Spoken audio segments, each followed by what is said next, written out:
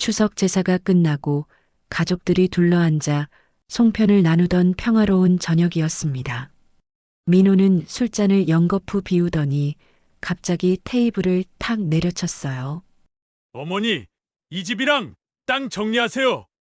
제가 투자만 하면 금방 불려드린다고요. 순자는 단호하게 고개를 저었습니다. 그건 네 아버지와 내가 뼈 빠지게 일궈낸 거다. 절대 못 판다. 민호의 얼굴이 분노로 일그러졌어요. 이 고집불통, 내가 아들인데 왜 내 말을 안 들어? 그 순간 민호의 손이 번쩍 올라가 순자의 뺨을 세게 갈겼습니다. 할머니! 지훈이가 울면서 방에서 뛰어나왔고 순자는 손주 앞에서 눈물을 흘렸어요. 순자의 눈빛이 차갑게 변했습니다. 내 놈 손에 이 집, 이 땅 절대 안 넘긴다. 과연 순자는 어떻게 아들의 탐욕으로부터 자신을 지켜냈을까요? 그리고 민호는 결국 어떤 대가를 치르게 될까요? 가슴 저미는 모자의 이야기 폭풍이 몰려오기 전에 구독과 좋아요 눌러주시면 더 큰 힘이 됩니다. 물론 무료니까 편안하게 눌러주세요. 경상북도 안동의 작은 마을 한옥기와 지붕 아래로 가을 햇살이 따스하게 내려앉았습니다. 마당 한쪽에는 고추가 빨갛게 익어가고 장독대 너머로는 감나무 가지가 하늘을 향해 뻗어 있었죠. 이 집의 주인 65세의 순자는 아침부터 분주하게 움직이고 있었습니다. 손에는 낫을 들고 허리에는 수건을 찬 채 밭에서 배추를 베고 있었어요. 이것도 다 팔아야 하는데. 순자는 허리를 펴며 작게 중얼거렸습니다. 그녀의 이마에는 땀방울이 송골송골 맺혀 있었어요. 몇십 년을 이렇게 살아왔습니다. 남편이 세상을 떠난 뒤 홀로 두 아들을 키우며 논밭을 일구고 장사를 했죠. 새벽 5시면 일어나 장에 나가 채소를 팔고 돌아와서는 밭일을 하고 저녁이면 김치를 담가 동네 슈퍼에 납품했습니다. 그렇게 악착같이 살아온 세월이었어요. 할머니, 해맑은 목소리가 마당 안쪽에서 들려왔습니다. 7살 손주 지훈이가 뛰어오고 있었어요. 아이의 얼굴에는 웃음꽃이 활짝 피어 있었습니다. 할머니, 배고파요. 송편 또 만들어주세요. 지훈이는 순자의 치마폭을 잡으며 졸랐습니다.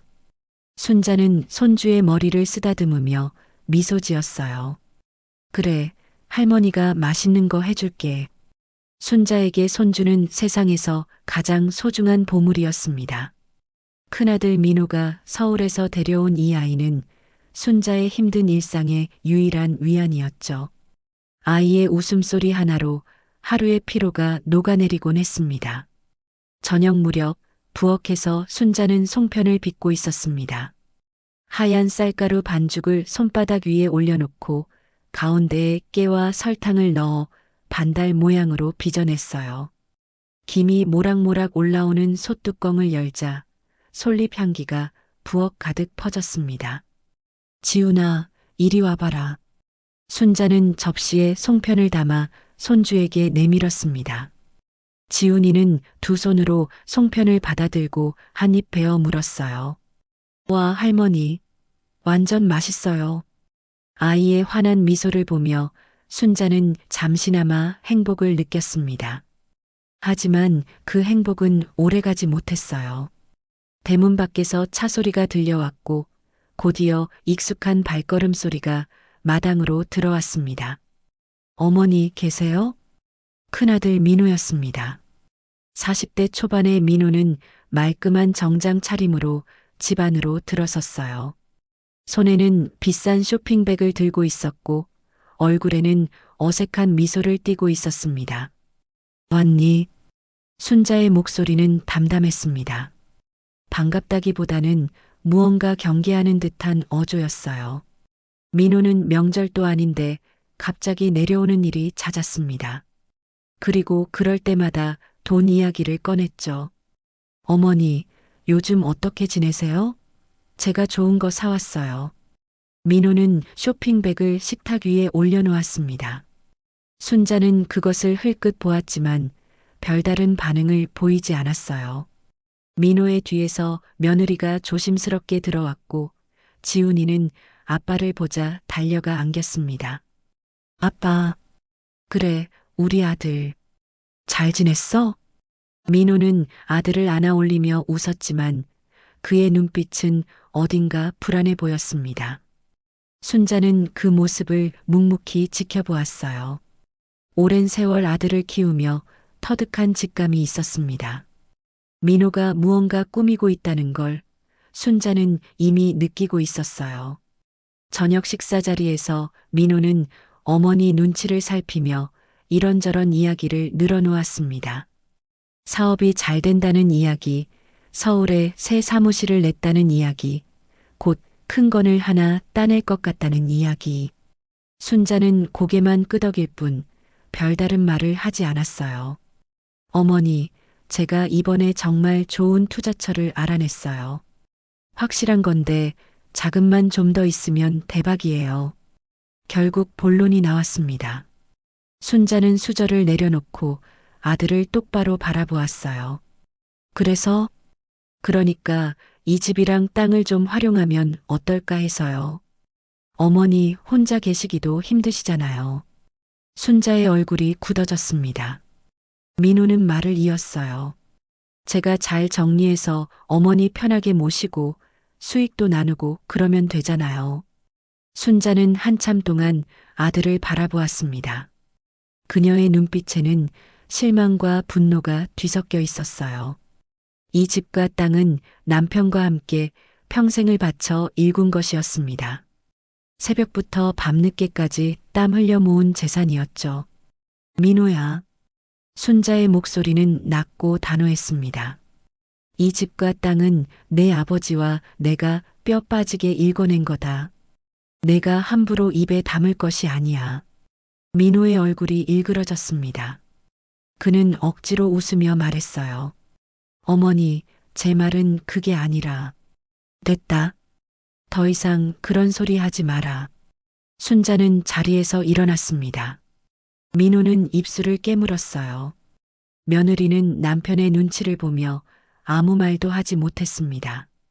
지훈이만 할머니와 아빠 사이의 이상한 분위기를 느끼며 조용히 송편을 먹고 있었어요. 밤이 깊어가고 순자는 혼자 마루에 앉아 어두운 마당을 바라보았습니다. 마음속에는 불안이 자리 잡고 있었어요. 민호의 눈빛이 예사롭지 않았습니다. 그 눈빛 속에는 탐욕과 조급함이 가득했죠. 순자는 한숨을 깊게 내쉬었습니다. 이 집만큼은 절대 넘겨줄 수 없다. 추석이 다가왔습니다. 순자는 며칠 전부터 제사 준비에 바빴어요. 장에 나가 생선을 사고 나물을 다듬고 전을 부쳤습니다. 민호는 명절을 맞아 가족들을 데리고 다시 고향집에 내려왔어요. 이번에는 처남 내외까지 함께였습니다. 어머니, 오랜만이에요. 며느리는 정중하게 인사를 건넸지만 순자는 고개만 까딱했습니다. 민호는 큰 소리로 웃으며 짐을 들고 안으로 들어왔어요. 어머니, 제가 좋은 술 가져왔어요. 아버지 제사에 올리고 우리도 한잔해요. 순자는 아무 말 없이 부엌으로 들어갔습니다. 마음 한구석이 무거웠어요. 민호의 태도가 예전과 달랐습니다. 더 들떠있고 더 조급해 보였죠. 밤이 되고 제사상이 차려졌습니다. 순자는 남편의 사진 앞에 무릎을 꿇고 앉았어요. 촛불이 흔들리며 남편의 얼굴을 비췄습니다. 순자는 속으로 남편에게 말을 걸었어요. 여보, 우리 큰아들이 요즘 이상해요. 당신이 살아계셨으면. 제사가 끝나고 음복 시간이 되었습니다. 민호는 소주병을 따며 형님, 처남과 함께 술잔을 기울이기 시작했어요. 술이 몇 순배 돌자 민호의 목소리가 점점 커졌습니다. 형님, 요즘 부동산 시장 아시죠? 이 동네도 곧 개발 들어온다는 소문 있어요. 그래. 그럼 땅값 오르겠네. 그러니까요. 지금이 기회예요. 순자는 부엌에서 설거지를 하며 그 대화를 듣고 있었습니다. 가슴이 철렁 내려앉았어요. 민호가 또 그 이야기를 꺼낼 것 같았습니다. 어머니, 민호가 부엌으로 들어왔습니다. 얼굴이 붉게 상기되어 있었어요. 술 냄새가 진하게 풍겼습니다. 어머니, 진지하게 말씀드릴 게 있어요. 나와서 좀 앉으세요. 순자는 수건으로 손을 닦으며 거실로 나갔습니다. 민호는 이미 서류 몇 장을 테이블 위에 펼쳐놓고 있었어요. 어머니, 이것 좀 보세요. 제가 알아본 건데 이 집이랑 땅을 정리하면 최소 3억은 나와요. 민호야, 나 그 이야기 듣기 싫다고 했잖니. 순자의 목소리는 차가웠습니다. 하지만 민호는 멈추지 않았어요. 어머니, 시대가 변했어요. 이렇게 농사 지으면 뭐해요? 저한테 맡기시면 제가 2배, 3배로 불려드릴게요. 내가 불린다고? 내가 그동안 뭘 제대로 한 게 있니? 순자의 목소리가 높아졌습니다. 민호는 당황한 표정을 지었지만 곧 화를 내기 시작했어요. 어머니는 왜 이렇게 고집이세요? 제가 아들이잖아요. 큰아들이고요. 큰아들이면 다야? 내가 큰아들 노릇 제대로 한 적이나 있어? 순자의 말에 민호의 얼굴이 불그락푸르락 변했습니다. 주변 사람들이 눈치를 보며 자리를 피했어요. 며느리는 지훈이를 데리고 방으로 들어갔고 처남 내외도 슬그머니 밖으로 나갔습니다. 어머니, 저 지금 진짜 화내기 전에 그냥 도장만 찍으세요. 제가 다 알아서 할게요. 민호는 서류를 순자 앞으로 밀어냈습니다. 순자는 그 서류를 집어들고 찢어버렸어요. 안 된다고 했다. 어머니, 민호가 벌떡 일어서며 소리쳤습니다. 순자도 지지 않고 아들을 똑바로 쳐다보았어요. 두 사람의 눈빛이 공중에서 부딪혔습니다. 내가 뭘 안다고 그래. 이 집 한 채, 땅 몇 평이 얼마나 귀한 건지 넌 몰라. 귀하긴 뭐가 귀해요. 낡은 한옥에 시골 땅이 뭐가 대수예요. 순자의 손이 떨렸습니다. 분노가 치밀어 올랐지만 그녀는 꾹 참았어요. 민호는 술에 취해 더욱 막말을 쏟아냈습니다. 어머니가 돌아가시면 어차피 제 거 아니에요? 그냥 지금 정리하면 다 좋잖아요. 뭐라고? 순자의 목소리가 낮게 깔렸습니다. 민호는 자신이 실언했다는 걸 깨달았지만 이미 늦었어요. 아, 그게 아니라 내가 내 죽음을 기다리고 있었구나. 순자의 눈에서 눈물이 흘러내렸습니다. 하지만 그것은 슬픔의 눈물이 아니었어요. 배신감과 분노가 뒤섞인 눈물이었습니다. 바로 그때였습니다. 민호가 홧김에 테이블을 탁 내려쳤어요. 이 고집불통, 내가 아들인데 왜 내 말을 안 들어요? 순간 민호의 손이 번쩍 올라갔습니다. 그리고 그 손이 순자의 뺨을 향해 날아갔어요. 찰싹? 날카로운 소리와 함께 순자의 고개가 옆으로 꺾였습니다. 아빠. 방문이 열리며 지훈이가 뛰어나왔습니다. 아이는 할머니가 맞는 모습을 똑똑히 봤어요. 지훈이의 눈에서 눈물이 쏟아지기 시작했습니다. 할머니, 할머니 괜찮아요? 지훈이는 순자에게 달려가 안겼습니다. 순자는 뺨을 감싸며 손주를 꼭 껴안았어요. 며느리가 황급히 나와서 민호의 팔을 붙잡았습니다. 여보, 정신 차려요. 민호는 자신이 저지른 일을 깨닫고 멍하니 서 있었습니다. 손이 떨리고 있었어요. 순자는 천천히 고개를 들어 아들을 바라보았습니다. 그녀의 눈빛은 더 이상 어머니의 눈빛이 아니었어요. 차갑고 단단하고 결연한 눈빛이었습니다. 나가거라. 순자의 목소리는 조용했지만 얼음처럼 차가웠습니다. 어머니, 당장 나가. 순자가 소리쳤습니다. 민호는 입술을 깨물며 뒤돌아섰어요.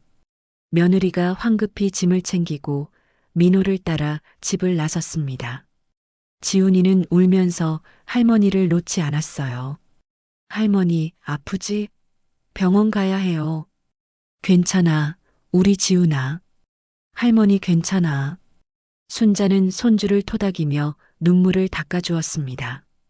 하지만 그녀의 마음속에는 이미 결심이 단단히 박혀 있었어요. 내 놈 손에 이 집, 이 땅 절대 안 넘긴다. 순자는 창밖으로 떠나는 민호의 차를 바라보았습니다. 그녀의 뺨에는 선명한 손자국이 남아 있었어요. 그 자국은 사라지겠지만 마음속에 새겨진 상처는 영원히 지워지지 않을 것 같았습니다. 민호의 차가 떠난 후 집안은 무거운 침묵에 휩싸였습니다. 순자는 마루에 앉아 멍하니 어둠 속을 응시했어요. 뺨은 아직도 화끈거렸고 마음은 더욱 뜨겁게 타오르고 있었습니다. 지훈이는 할머니 품에서 잠들었지만 잠결에도 가끔 흐느끼는 소리를 냈어요. 괜찮다, 우리 지훈아. 할머니가 지켜줄게. 순자는 손주의 머리를 쓰다듬으며 속삭였습니다. 그녀의 눈빛에는 결연함이 서려 있었어요. 더 이상 당하고만 있을 수 없었습니다. 민호가 다시 올 것이고 더 악랄한 방법으로 이 집과 땅을 빼앗으려 할 게 뻔했죠. 다음 날 아침 순자는 평소보다 일찍 일어났습니다. 거울 앞에 서서 자신의 뺨을 만져봤어요. 멍이 희미하게 남아 있었습니다. 순자는 그 멍을 보며 이를 악물었어요. 이제 시작이다. 순자는 옷을 갈아입고 시내로 나갔습니다. 버스를 타고 1시간을 달려 법무사 사무실 앞에 도착했어요. 오래된 건물 2층에 자리한 작은 사무실이었습니다. 순자는 계단을 천천히 올라가며 심호흡을 했어요. 어서 오세요. 중년의 법무사가 순자를 맞이했습니다. 순자는 조심스럽게 자리에 앉았어요. 저 집이랑 땅을 제 명의로 확실하게 해두고 싶어서요. 아, 등기 확인하시려고요? 네, 그리고 혹시 누가 함부로 건드리지 못하게 할 방법도 알고 싶어요. 법무사는 순자의 표정을 살폈습니다. 뭔가 사연이 있어 보였어요. 가족 문제이신가요? 순자는 잠시 망설이다가 고개를 끄덕였습니다. 큰아들이 제 재산을 노리고 있어요. 아드님이요? 네. 제가 살아있는데도 함부로 하더라고요. 순자는 지난 추석날의 일을 간략히 설명했습니다. 법무사는 고개를 끄덕이며 메모를 했어요. 일단 등기부등본부터 확인해 봐야겠습니다. 혹시 담보 설정이나 다른 문제는 없으신가요? 그건 확실히 모르겠어요. 확인 좀 해주세요. 법무사는 컴퓨터로 등기 내역을 조회하기 시작했습니다. 순자는 긴장한 채 기다렸어요. 잠시 후 법무사의 표정이 굳어졌습니다. 어머니, 혹시 최근에 서류에 도장 찍으신 적 있으세요? 아니요, 없는데요. 왜요? 이 부동산에 근저당권이 설정되어 있습니다. 한 달 전에요. 순자의 얼굴이 창백해졌습니다. 뭐라고요? 그게 무슨 소리예요? 누군가 이 집과 땅을 담보로 돈을 빌렸다는 뜻입니다. 금액이 2억 5천만 원이네요. 순자는 의자를 붙잡으며 몸을 가누었습니다. 머릿속이 하얘졌어요. 그럴 리가, 제가 도장을 찍지 않았는데 어떻게? 혹시 인감 도장을 누가 가지고 있나요? 순자는 그제야 깨달았습니다. 명절 때 민호가 집안을 뒤지던 모습이 떠올랐어요. 그때 인감 도장을 훔쳐갔던 겁니다. 저 어떡하죠? 순자의 목소리가 떨렸습니다. 법무사는 심각한 표정으로 말했어요. 일단 경찰에 신고하시는 게 좋습니다. 사문서 위조죄로 고소할 수 있어요. 그리고 즉시 인감 재등록을 하셔야 합니다. 그럼 제 집은 어떻게 되는 거예요? 아드님이 돈을 갚지 못하면 경매로 넘어갈 수 있습니다. 순자는 눈앞이 캄캄했습니다. 평생을 일궈온 집과 땅이 아들의 빚 때문에 날아갈 위기에 처한 겁니다. 하지만 순자는 주저앉지 않았어요. 오히려 분노가 그녀를 더 강하게 만들었습니다. 어떻게 해야 제 집을 지킬 수 있어요? 일단 근저당권을 해지해야 합니다. 빌린 돈을 갚거나 아니면 법적으로 무효화시켜야 하죠. 제가 가진 돈은 얼마 없어요. 통장에 1,000만 원 정도밖에. 순자의 목소리가 가라앉았습니다. 법무사는 안타까운 표정을 지었어요. 그럼 일단 경찰 신고부터 하시고 저희가 법적 절차를 도와드리겠습니다. 순자는 고개를 끄덕였습니다. 집으로 돌아오는 버스 안에서 순자는 창밖을 바라보며 생각에 잠겼어요. 민호가 이미 한 수 앞서 있었습니다. 그는 어머니의 인감을 훔쳐 멋대로 돈을 빌렸고 이제 집과 땅은 위태로운 상황에 놓였죠. 이 집만은 절대 빼앗기지 않는다. 순자는 주먹을 불끈 쥐었습니다. 그날 저녁 순자는 책상 앞에 앉아 서랍을 뒤지기 시작했어요. 오래된 문서들, 통장들, 그리고 남편이 남긴 수첩까지 모두 꺼내 살펴봤습니다. 수첩 안에는 남편의 필체로 빼곡하게 메모가 적혀 있었어요. 땅 매입 일자, 집 수리 비용, 농사 수익. 남편이 평생 기록해온 것들이었습니다. 순자는 그 글씨를 쓰다듬으며 눈물을 흘렸어요. 여보, 미안해요. 제가 제대로 못 지켰어요. 하지만 곧 눈물을 닦고 고개를 들었습니다. 아직 끝난 게 아니었어요. 순자는 휴대전화를 꺼내 작은 아들에게 전화를 걸었습니다. 작은 아들 준호는 부산에서 회사를 다니며 성실하게 살아가고 있었죠. 준호야, 나 엄마다. 어머니, 무슨 일이세요?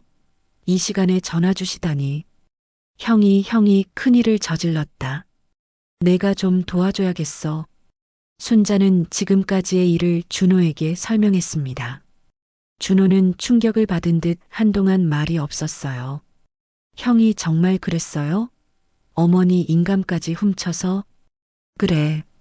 이제 엄마 혼자 힘으론 안 될 것 같구나. 제가 당장 내려갈게요.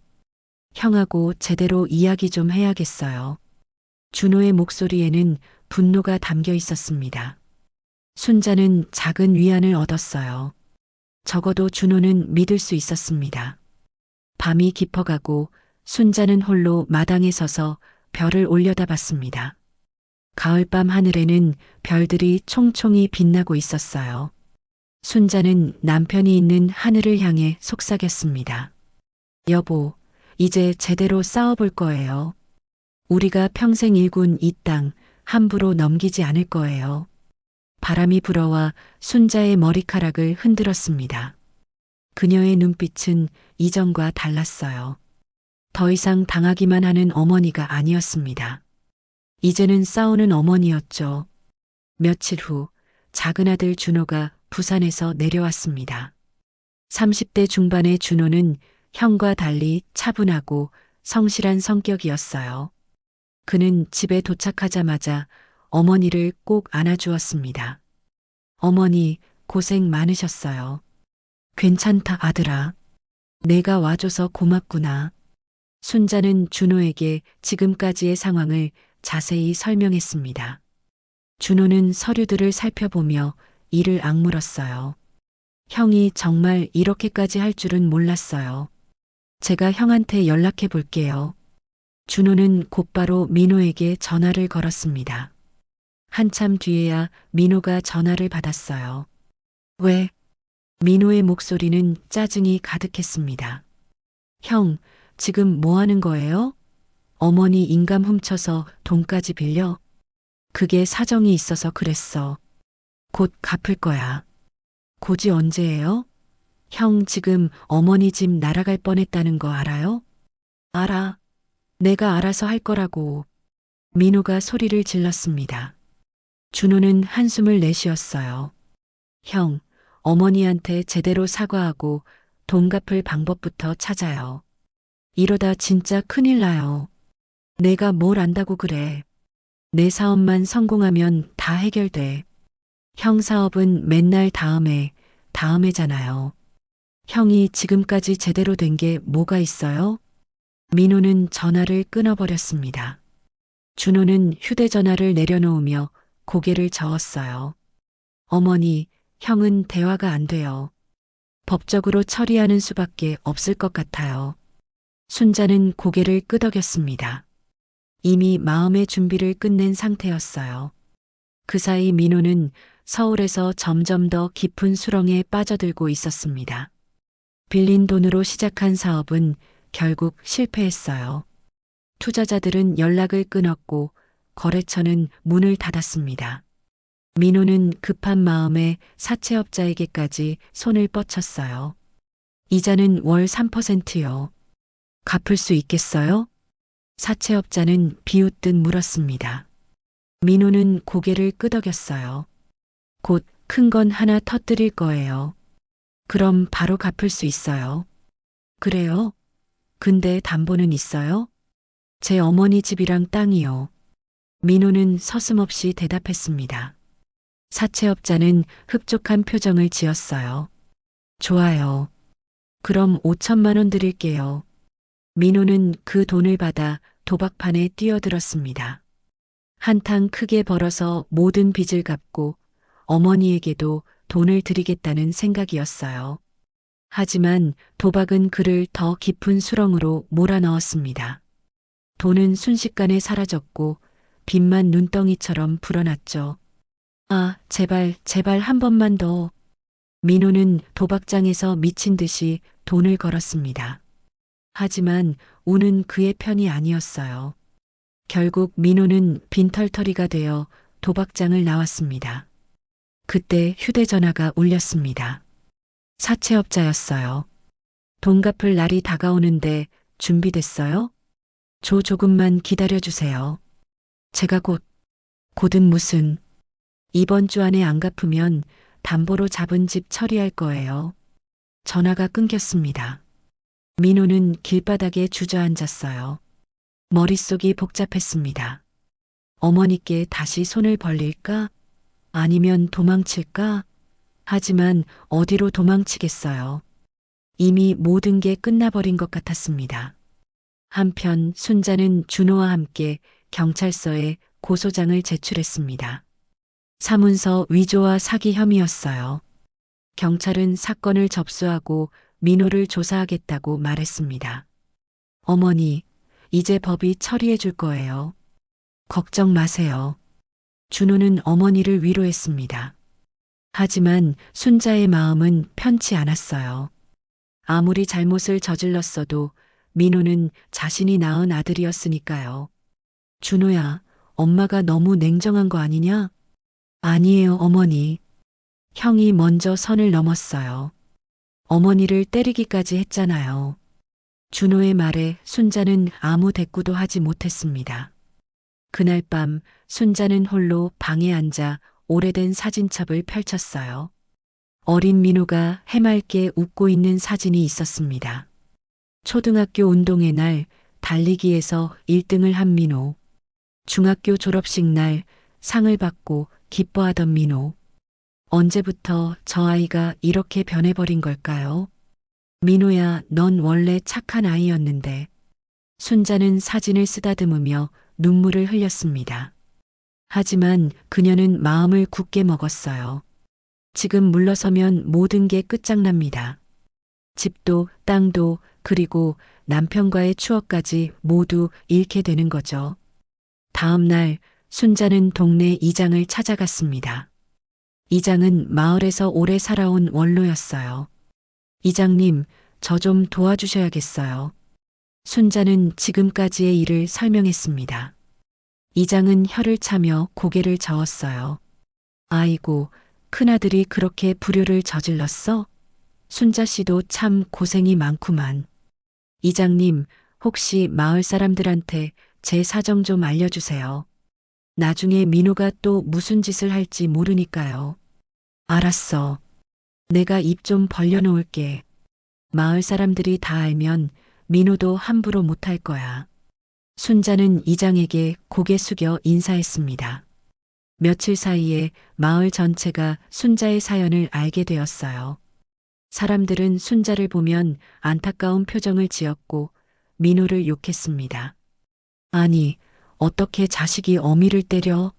그것도 손주 앞에서? 돈 때문에 미쳤나 봐. 요즘 젊은 것들은 정말. 소문은 빠르게 퍼져나갔고 민호의 귀에도 들어갔습니다. 민호는 분노했어요. 어머니가 자신을 마을에서 망신시켰다고 생각했죠. 그는 술을 마시며 도끼를 품었습니다. 좋아, 어머니. 이렇게 나오시는 거예요? 그럼 나도 가만히 있지 않을 거예요. 민호는 며느리에게 전화를 걸었습니다. 지훈이 데리고 어머니 집으로 가. 내가 곧 내려갈 거야. 여보, 그런데 어머니가 화나셨을 텐데. 닥치고 내 말대로 해. 민호의 목소리는 험악했습니다. 며느리는 떨리는 손으로 전화를 끊었어요. 민호는 마지막 승부수를 던지기로 마음먹었습니다. 손주를 앞세워 어머니의 마음을 흔들고 어떻게든 집과 땅을 손에 넣을 생각이었죠. 그는 서울을 떠나 고향으로 차를 몰기 시작했습니다. 고속도로를 달리는 내내 민호의 얼굴은 일그러져 있었어요. 며칠 후 민호는 고향집 앞에 차를 세웠습니다. 며느리와 지훈이가 먼저 내렸어요. 지훈이는 할머니 집을 보며 망설였습니다. 엄마, 할머니 화내시면 어떡해? 괜찮아. 할머니는 지훈이를 제일 사랑하시잖아. 며느리는 아들의 손을 잡고 대문을 열었습니다. 순자는 마당에서 고추를 말리고 있다가 손주를 보고 얼굴이 환해졌어요. 지훈아, 할머니. 지훈이는 할머니에게 달려가 안겼습니다. 순자는 손주를 꼭 껴안으며 눈물을 글썽였어요. 그 사이 민호가 차에서 내려 천천히 집 안으로 들어왔습니다. 순자는 민호를 보자 얼굴이 굳어졌어요. 왜 왔니? 어머니, 제가 잘못했어요. 민호는 무릎을 꿇었습니다. 순자는 차갑게 그를 내려다봤어요. 이제 와서 잘못했다고? 내가 한 짓이 얼마나 큰지 알기나 하니? 알아요. 제가 미쳤었어요. 어머니, 다시 한 번만 기회를 주세요. 민호의 목소리는 떨리고 있었습니다. 하지만 순자는 믿지 않았어요. 민호의 눈빛에서 진심을 찾을 수 없었습니다. 기회? 내가 너한테 몇 번의 기회를 줬는데 또 기회를 달라고? 제가 정말 정신 차렸어요. 이번엔 달라요. 민호는 손주를 흘끗 쳐다봤습니다. 지훈이는 할머니와 아빠 사이에서 불안한 표정을 짓고 있었어요. 민호는 아들을 이용하기로 마음먹었습니다. 지훈아, 아빠한테 와봐. 지훈이는 망설이다가 아빠에게 다가갔습니다. 민호는 아들을 안으며 말했어요. 어머니, 이 아이 생각해서라도 저 좀 용서해 주세요. 지훈이가 할머니 없으면 얼마나 슬퍼하겠어요. 순자는 손주를 바라봤습니다. 지훈이의 눈에도 눈물이 고여 있었어요. 순자의 마음이 흔들렸습니다. 하지만 곧 고개를 저었어요. 민호야, 넌 아직도 모르는구나. 내가 지훈이를 생각했으면 애초에 그런 짓을 하지 말았어야지. 어머니, 이제 더 이상 내 얼굴 보지 마라. 너랑은 끝이야. 순자는 돌아서려 했습니다. 바로 그때 민호가 벌떡 일어서며 소리쳤어요. 끝? 좋아요. 그럼 어머니도 각오하세요. 순자는 놀라 뒤를 돌아봤습니다. 민호의 얼굴은 분노로 일그러져 있었어요. 제가 빌린 돈 못 갚으면 이 집 경매로 넘어가요. 그럼 어머니도 거리에 나앉는 거예요. 뭐라고? 이미 사채업자들이 움직이기 시작했어요. 일주일 안에 돈 안 갚으면 이 집 끝장이에요. 민호는 비웃듯 말했습니다. 순자는 주먹을 불끈 쥐었어요. 내가 저지른 일이잖아. 내가 책임져라. 저도 이제 방법이 없어요. 어머니가 도와주시든지 아니면 같이 망하든지 둘 중 하나예요. 순자는 한숨을 깊게 내쉬었습니다. 민호는 정말 끝까지 간 것 같았어요. 더 이상 대화가 통하지 않았습니다. 나가거라. 당장. 어머니. 나가. 순자가 소리쳤습니다. 민호는 이를 악물며 며느리와 지훈이를 데리고 집을 나섰어요. 지훈이는 울면서 할머니를 돌아봤지만 며느리가 재빨리 아이를 차에 태웠습니다. 차 안에서 민호는 핸들을 세게 쳤습니다. 제길, 진짜 끝까지 안 들어주시네. 며느리는 조심스럽게 물었어요. 여보, 이제 어떡할 거예요? 모르겠어. 일단 서울로 올라가자.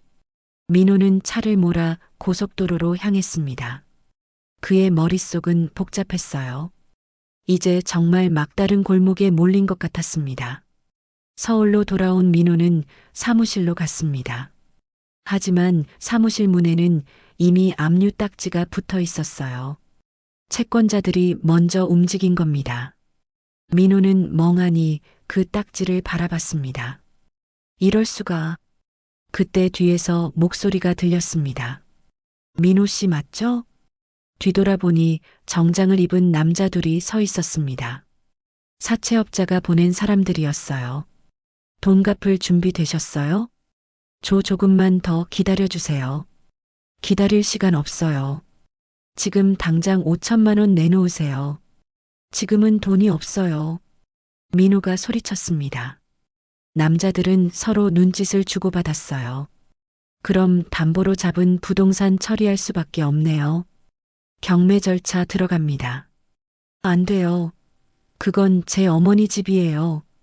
그건 우리가 알 바 아니에요. 일주일 드릴게요. 일주일 안에 돈 안 가져오면 바로 경매 넣어요. 남자들은 그렇게 말하고 사라졌습니다. 민호는 바닥에 주저앉았어요. 모든 게 무너져 내리고 있었습니다. 사업은 망했고 빚은 쌓였고 가족들도 등을 돌렸습니다. 어떡하지 어떡해. 민호는 머리를 감싸쥐었습니다. 그때 휴대전화가 울렸어요. 동업자였습니다. 민호야, 너 지금 어디야? 투자자들이 난리 났어. 돈 어떻게 할 거야? 나도 모르겠어. 민호는 전화를 끊어버렸습니다. 계속해서 전화가 울렸지만 민호는 더 이상 받지 않았어요. 그는 술집으로 향했습니다. 술집에서 민호는 혼자 소주를 마셨습니다. 한 병, 두 병, 세 병. 취기가 올라올수록 현실이 더욱 선명해졌어요. 자신이 얼마나 많은 것을 망쳐놓았는지 깨달았습니다. 어머니를 때렸고, 인감을 훔쳤고, 사기를 쳤고, 도박을 했고, 사채까지 손을 댔습니다. 내가 왜 이렇게 됐지? 민호는 술잔을 들며 중얼거렸습니다. 옆 테이블 사람들이 힐끗힐끗 쳐다봤지만 민호는 신경 쓰지 않았어요. 그는 계속 마셨습니다. 정신을 잃을 때까지 마시고 싶었습니다. 새벽녘 민호는 술집에서 쫓겨나 거리를 비틀거리며 걸었습니다. 차가운 바람이 불어왔지만 몸은 뜨거웠어요. 그는 공원 벤치에 쓰러져 잠들었습니다. 다음 날 아침 민호는 휴대전화 진동 소리에 눈을 떴습니다. 화면을 보니 사채업자였어요. 민호는 전화를 받지 않았습니다. 곧이어 문자가 왔어요. 마지막 경고. 오늘까지 5천만 원. 안 되면 경매. 민호는 휴대전화를 집어던졌습니다. 화면이 깨지며 산산조각 났어요. 민호는 벤치에서 일어나 하늘을 올려다봤습니다. 구름 한 점 없는 맑은 하늘이었지만 민호에게는 온통 어둡게만 보였습니다. 민호가 서울에서 무너지고 있을 때 순자는 조용히 움직이고 있었습니다. 그녀는 준호와 함께 다시 법무사 사무실을 찾아갔어요. 이번에는 결심이 더욱 확고했습니다. 법무사님, 제가 이 집과 땅을 팔고 싶어요. 법무사는 놀란 표정을 지었습니다. 어머니, 갑자기 왜 그러세요? 지난번엔 지키시겠다고. 민호 손에 넘어가느니 제가 직접 정리하는 게 낫겠어요. 순자의 목소리는 단호했습니다. 준호도 어머니의 결정을 지지했어요. 어머니 말씀이 맞아요. 형한테 빼앗기는 것보단 어머니가 직접 처분하시는 게 낫죠. 법무사는 고개를 끄덕이며 서류를 준비하기 시작했습니다. 그럼 금매로 내놓으시면 한 달 안에 처리할 수 있을 겁니다. 다만 시세보다는 조금 낮을 수 있어요. 괜찮아요. 빨리 정리하고 싶어요. 순자는 결정을 내렸습니다. 며칠 후 매물 공고가 나갔고 곧 관심을 보이는 사람들이 나타났어요. 서울에서 귀농을 준비하는 부부가 집을 보러 왔습니다. 와, 한옥이 정말 고풍스럽네요.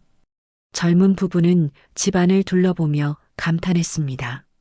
순자는 그들을 안내하며 담담하게 설명했어요. 이 집은 제 남편과 제가 30년 넘게 가꿔온 곳입니다. 정성껏 살아주셨으면 좋겠어요. 물론이죠. 저희도 이런 집을 찾고 있었어요. 부부는 현장에서 계약을 결정했습니다. 순자는 계약서에 도장을 찍으며 깊은 한숨을 내쉬었어요. 평생을 살아온 집과의 이별이었습니다. 여보, 미안해요. 제가 이 집을 지키지 못했어요. 순자는 남편의 사진을 바라보며 눈물을 흘렸습니다. 하지만 곧 눈물을 닦아냈어요. 이제는 앞으로 나아가야 했습니다. 그 사이 민호는 사채업자에게 쫓기며 도망 다니고 있었습니다. 고시원에서 숨어 지내며 연락을 끊었어요. 하지만 사채업자는 이미 경매 절차를 진행하고 있었습니다. 민호는 절망 속에서 마지막으로 어머니에게 전화를 걸었습니다. 어머니, 왜 전화했니? 순자의 목소리는 차갑게 식어 있었습니다. 어머니, 제발이요. 저 지금 죽을 것 같아요. 사채업자들이 저를 쫓아다니고, 그건 내가 자초한 일이다. 어머니, 제발 한 번만 도와주세요. 저 정말 잘못했어요. 민호의 목소리는 울먹이고 있었습니다. 하지만 순자는 더 이상 흔들리지 않았어요. 민호야, 나 이미 집이랑 땅 다 팔았다. 뭐라고요? 민호는 귀를 의심했습니다. 순자는 차분하게 말을 이었어요. 내가 빌린 돈, 근저당권 설정된 거 다 정리했어. 그리고 남은 돈으로 나는 전셋집 구해서 지훈이랑 살 거다. 어머니, 그게 무슨 말씀이에요? 민호가 소리쳤습니다. 순자는 담담하게 대답했어요. 내가 나를 때리던 날 이미 내 결심은 끝났다. 집 팔고 땅 팔고 내 손에는 단 한 푼도 안 넘어가게 만들 거라고. 어머니, 설마 정말로. 그래, 정말이다. 넌 이제 아무것도 받지 못해. 순자는 전화를 끊어버렸습니다. 민호는 휴대전화를 들고 멍하니 서 있었어요. 모든 게 무너졌습니다. 집도 땅도 어머니의 사랑도 모두 잃었습니다. 안 돼, 이럴 수가. 민호는 바닥에 주저앉았습니다. 그의 눈에서 눈물이 흘러내렸어요. 하지만 이제 와서 후회해도 소용없었습니다. 며칠 후 민호는 고향집으로 차를 몰았습니다. 마지막으로 확인해 보고 싶었어요. 혹시 어머니가 거짓말을 한 건 아닐까 하는 희망을 품고 있었습니다. 하지만 집에 도착하자 그의 희망은 산산조각 났어요. 대문에는 매각 완료 딱지가 붙어 있었고 집 안에는 이미 새로운 가족이 짐을 옮기고 있었습니다. 민호는 차에서 내려 멍하니 그 광경을 바라봤어요. 저기요, 누구세요? 새 주인이 민호에게 물었습니다. 민호는 대답하지 못했어요. 그저 입술만 떨릴 뿐이었습니다. 여기 이제 저희 집인데요. 볼 일 있으세요? 아, 아니요. 그냥. 민호는 뒤돌아서서 차에 올랐습니다. 시동을 걸려는데 손이 떨려서 열쇠를 제대로 잡을 수가 없었어요. 겨우 시동을 걸고 차를 출발시켰지만 눈앞이 흐려져서 제대로 운전할 수가 없었습니다. 민호는 길가에 차를 세우고 핸들에 이마를 기댔어요. 어머니, 제가 정말 잘못했어요. 그는 소리내어 울었습니다. 하지만 아무도 그의 울음을 들어주지 않았어요. 한편 순자는 작은 전셋집으로 이사를 했습니다. 준호가 도와주어서 짐 정리는 금방 끝났어요. 작지만 깨끗한 방 2개짜리 집이었습니다. 어머니, 여기서 편히 지내세요. 제가 자주 올게요. 고맙다, 아들아. 순자는 준호를 꼭 안아주었습니다. 저녁이 되고 순자는 혼자 창밖을 바라봤어요. 낯선 동네, 낯선 집이었지만 마음만은 평온했습니다. 더 이상 민호에게 빼앗길 것도 걱정할 것도 없었으니까요.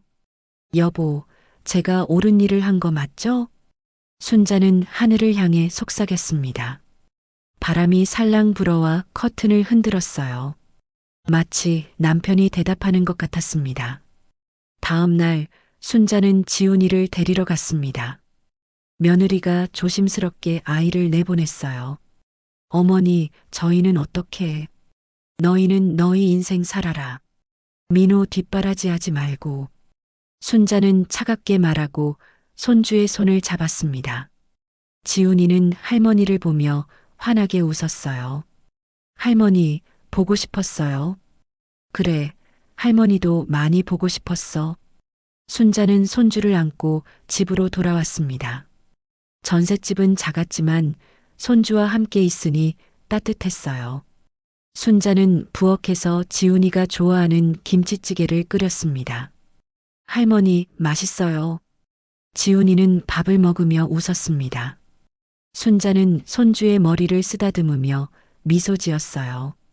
비록 집과 땅은 잃었지만 가장 소중한 것은 지켰습니다. 자신의 존엄과 손주의 미래를요. 지훈아, 할머니가 너한테 좋은 세상 물려줄게. 순자는 다짐했습니다. 민호에게 빼앗겼다면 모든 게 도박과 빚으로 사라졌을 겁니다. 하지만 이제는 달랐어요. 순자가 모든 것을 정리했고 남은 돈으로 손주의 미래를 준비할 수 있었습니다. 한 달이 흘렀습니다. 민호의 삶은 완전히 무너져 내렸어요. 사채업자들은 경매로 넘어간 집이 이미 매각되었다는 사실을 알고 분노했습니다. 그들은 민호를 찾아 나섰고 민호는 숨어 다니며 하루하루를 버텼어요. 민호 씨, 어디 있어요? 나와요. 사채업자들이 고시원 복도를 돌아다니며 소리쳤습니다. 민호는 방 안에서 숨을 죽이고 있었어요. 심장이 터질 듯 뛰었습니다.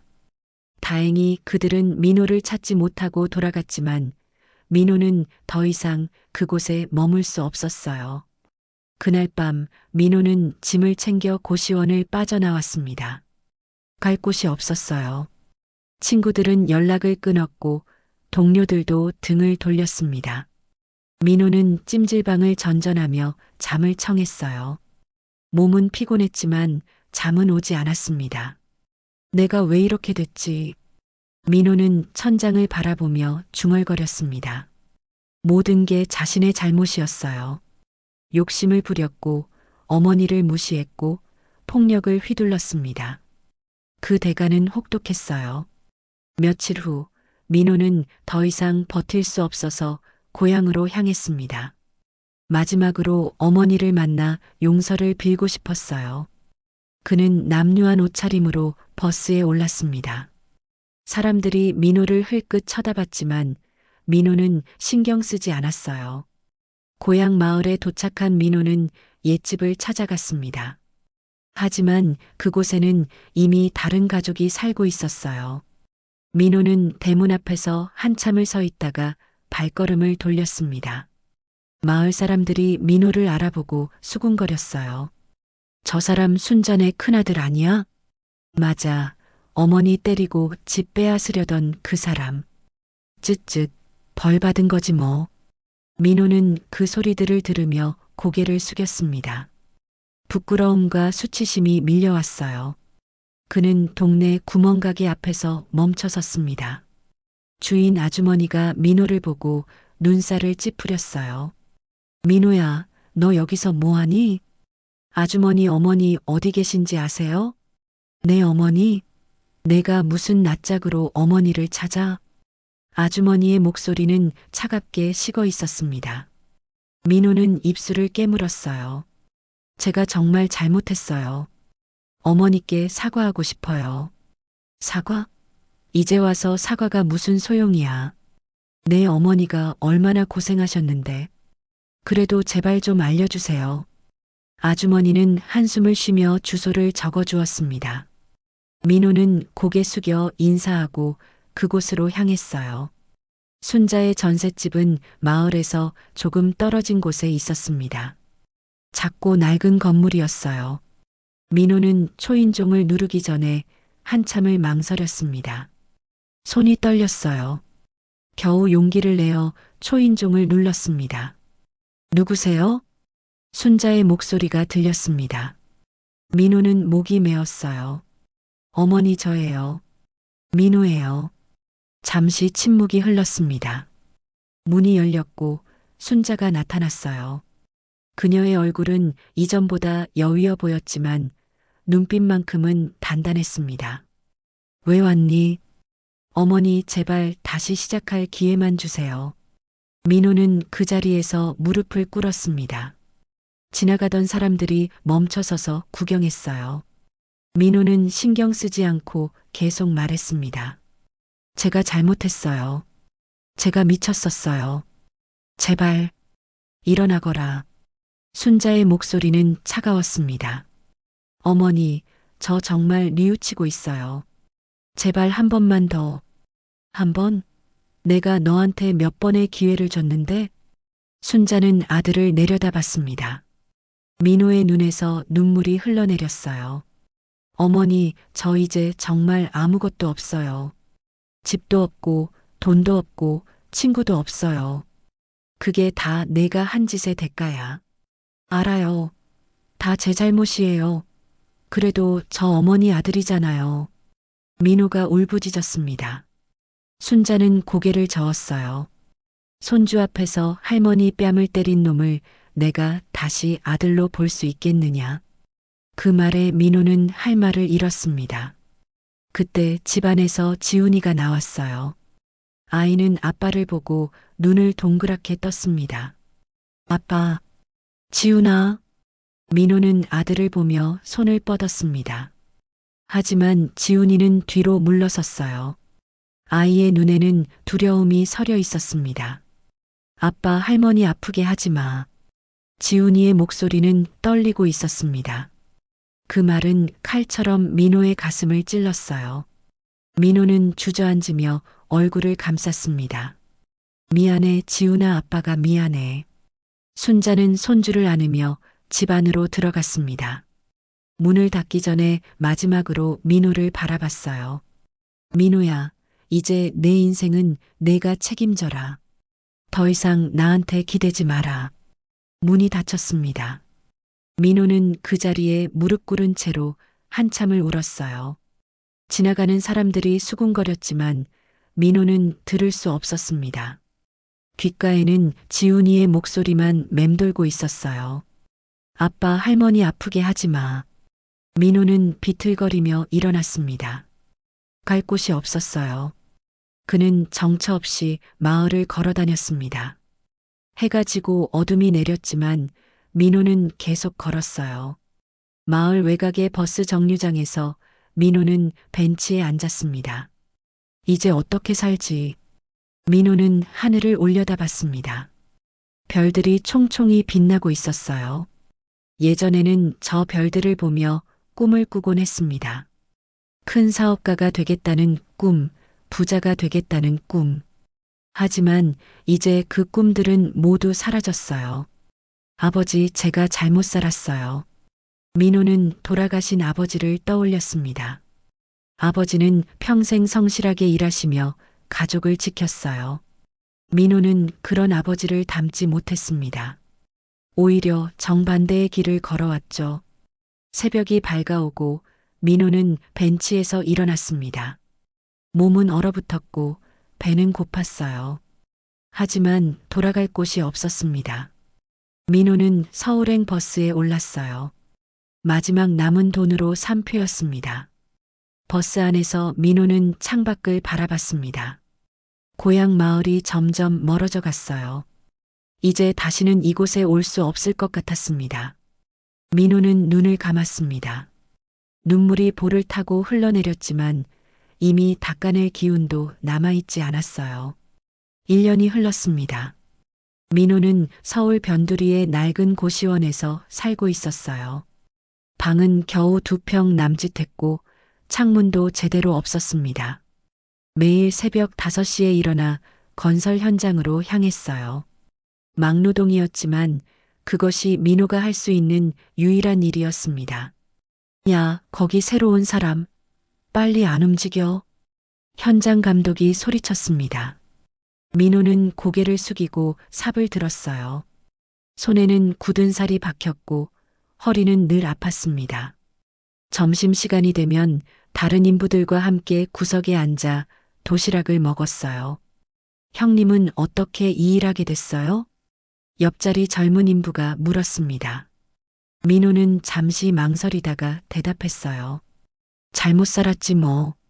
그래도 형님 말투 보니까 공부 좀 하신 분 같은데. 옛날 얘기야. 이제 다 소용없어. 민호는 더 이상 말하지 않았습니다. 과거는 떠올리고 싶지 않았어요. 저녁이 되면 고시원으로 돌아와 샤워도 제대로 못하고 쓰러져 잠들었습니다. 그렇게 하루하루가 지나갔어요. 명절이 다가왔습니다. 거리에는 고향 가는 사람들로 붐볐어요. 민호는 창밖을 보며 멍하니 앉아 있었습니다. 고향은 이제 그에게 닿을 수 없는 곳이 되었어요. 어머니도 아들도 모두 잃어버렸습니다. 지훈이는 잘 크고 있겠지. 민호는 작게 중얼거렸습니다. 가슴 한편이 저려왔어요. 아들의 얼굴이 떠올랐습니다. 자신을 두려워하던 그 눈빛. 민호는 고개를 떨구었어요. 한편 순자는 전셋집에서 지훈이와 함께 평온한 삶을 살고 있었습니다. 집은 작았지만 두 사람에게는 충분했어요. 순자는 아침마다 지훈이를 학교에 데려다 주고 저녁이면 함께 저녁을 먹었습니다. 할머니, 오늘 학교에서 상 받았어요. 지훈이는 상장을 펼쳐 보이며 환하게 웃었습니다.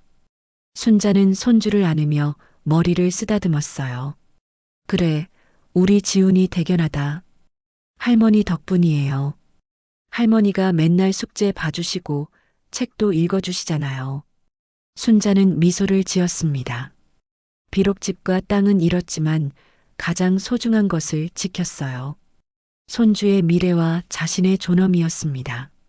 저녁 식사 후 지훈이가 조심스럽게 물었습니다. 할머니 아빠는 어디 있어요? 순자는 잠시 말을 멈췄습니다. 민호에 대한 이야기는 지훈이에게 하지 않으려 했어요. 하지만 아이는 궁금해했습니다. 아빠는 아빠 인생을 살고 계신다. 아빠 보고 싶어요. 지훈이의 눈에 눈물이 맺혔습니다. 순자는 손주를 꼭 안아주었어요. 지훈아, 아빠는 지금 많이 힘들어. 그래도 언젠가는 달라지실 거야. 정말요? 그래. 사람은 변할 수 있어. 순자는 그렇게 말했지만 마음속으로는 확신이 없었습니다. 민호가 정말 변할 수 있을까요? 순자는 알 수 없었어요. 마을에서는 순자의 이야기가 여전히 회자되고 있었습니다. 장에 나가면 사람들이 수군거렸어요. 순자 씨 정말 대단하더라. 큰아들한테 당하고도 꿋꿋하게 살아가시네. 그러게. 집이랑 땅 다 팔아서 아들 손에 안 넘어가게 하셨다며? 맞아. 그 아들은 지금 서울에서 막노동한다던데. 자업자득이지 뭐. 어머니한테 손 올린 대가야. 그 소문은 점점 퍼져나갔고 다른 마을까지 알려졌습니다. 순자의 이야기는 교훈처럼 전해졌어요. 자식이 아무리 불효를 해도 부모는 스스로를 지킬 권리가 있다는 것을요. 계절이 바뀌고 겨울이 왔습니다. 민호는 여전히 고시원에서 살며 일용직 노동을 했어요. 어느 날 현장에서 일하다가 손을 다쳤습니다. 깊게 베인 상처에서 피가 흘렀어요. 야, 괜찮아? 병원 가봐야 되는 거 아니야? 동료가 걱정스럽게 물었습니다. 민호는 고개를 저었어요. 괜찮아. 이 정도는 아무것도 아니야. 하지만 상처는 쉽게 낫지 않았습니다. 며칠 후 상처가 골마서 병원에 가야 했어요. 치료비도 만만치 않았습니다. 민호는 그달 방세를 내지 못했어요. 이번 달까지예요. 다음 달 또 밀리면 나가셔야 합니다.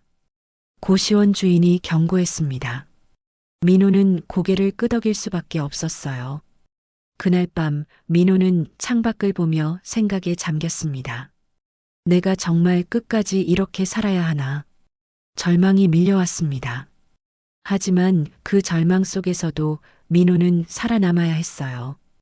다음 날부터 더 열심히 일했습니다. 새벽 4시에 일어나 여러 현장을 돌아다니며 일거리를 찾았어요. 몸은 지쳤지만 멈출 수 없었습니다. 어느 날 민호는 우연히 거리에서 옛 동료를 마주쳤습니다. 한때 함께 사업을 꿈꾸던 사람이었어요. 민호야, 너 여기서 뭐해? 동료는 깜짝 놀란 표정을 지었습니다. 민호는 작업복 차림이었어요. 그냥 일하고 있어. 너 많이 변했구나. 무슨 일 있었어? 민호는 대답하지 않았습니다. 동료는 안타까운 표정을 지으며 명함을 꺼냈어요. 연락해. 내가 도와줄 수 있으면 돕고 싶어. 민호는 명함을 받았지만 연락하지 않았습니다. 더 이상 누구에게도 기대고 싶지 않았어요. 스스로 책임지며 살아가야 했습니다. 봄이 왔습니다. 순자는 지훈이와 함께 공원을 산책하고 있었어요. 벚꽃이 만개해서 거리가 아름다웠습니다. 지훈이는 꽃잎을 주우며 웃었어요. 할머니, 꽃잎이 눈처럼 내려요. 그래, 참 예쁘지? 순자는 손주의 웃음을 보며 미소 지었습니다. 그녀의 얼굴에는 한때의 슬픔 대신 평온이 깃들어 있었어요. 냉혹한 결정을 내렸지만 그것이 옳은 선택이었다고 믿었습니다. 벤치에 앉아 쉬는 동안 지나가는 사람들이 순자를 알아봤습니다. 저분이 그 유명한 순자 씨 아니에요? 맞아, 큰아들 알거지로 만든 분. 대단하신 분이야. 나도 저렇게 당당하게 살고 싶어. 순자는 그 소리를 듣고도 표정을 바꾸지 않았습니다.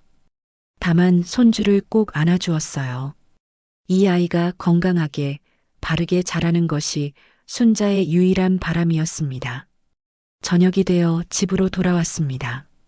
순자는 남편의 사진 앞에 앉아 차를 올렸어요. 여보, 제가 잘하고 있는 거 맞죠?